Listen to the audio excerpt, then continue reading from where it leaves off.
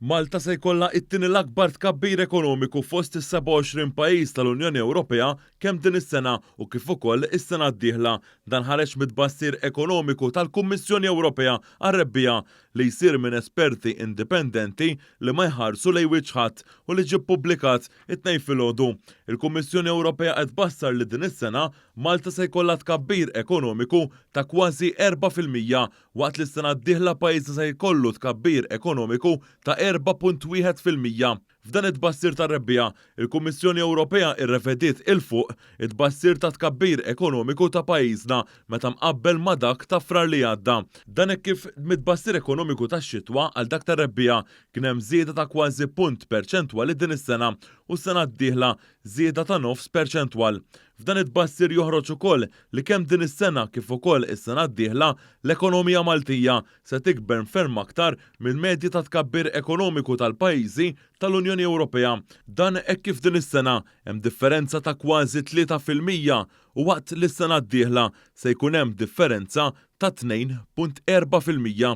L-unika pajjiż li se jkollu tkabbir ekonomiku akbar minn dak ta' pajjiżna huwa l-Irlanda.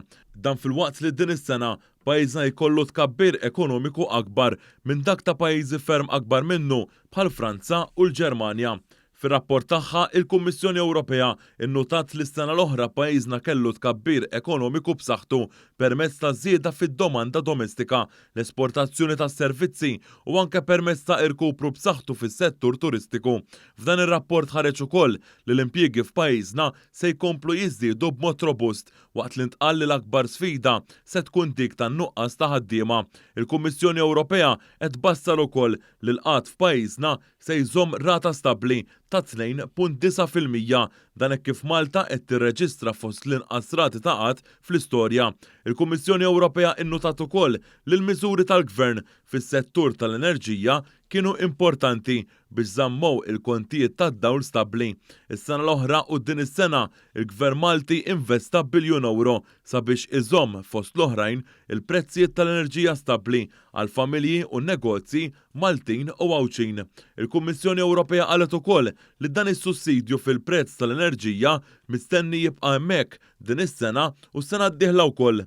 Ġie nnotat li s-sena l-oħra id-differenza bejn l-ogħla rata u l-anqas rata ta' inflazzjoni kienet ikkaġunata l-aktar mill-fattur tal-enerġija, fattur li varja minn 0% f'Malta għal dak ta' aktar minn 70% fl-Olanda. L-inflazzjoni se tonqos sew sas-sena d-dieħla hekk kif se tinżel għal 2.8%. Dan meta s-sena li għaddiet l-inflazzjoni kienet ta' 6.1%. Il-Kummissjoni Ewropea qalet ukoll li d-deficit mistenni jinżel din is-sena u anke is-sena li ġejja.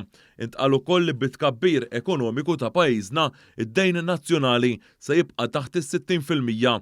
F'messaġġ fuq Twitter b'reazzjoni għal dan ir-rapport, il-Prim Ministru Robert Abela innota li l-Kummissjoni Ewropea rrevediet il-fuq għal darb'oħra it-tkabbir ekonomiku ta' pajjiżna għal din is-sena u għas-sena d-dieħla.